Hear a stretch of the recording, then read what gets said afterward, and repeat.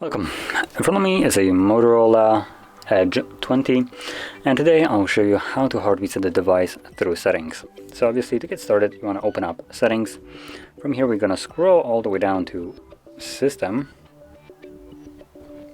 and you want to select advanced, reset options, and choose erase all data factory reset.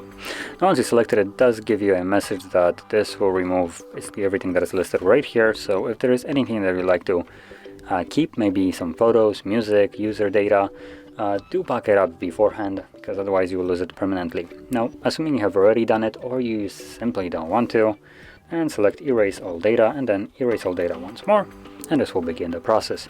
Now this will probably take about a minute to a couple minutes, and once it's finished, we'll then be greeted with the Android setup screen.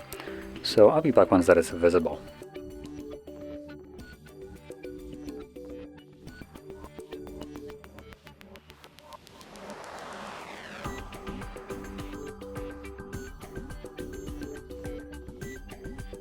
And as you can see now, the process is finished and you can set up your device. So if you found this very helpful, don't forget to hit like, subscribe, and thanks for watching.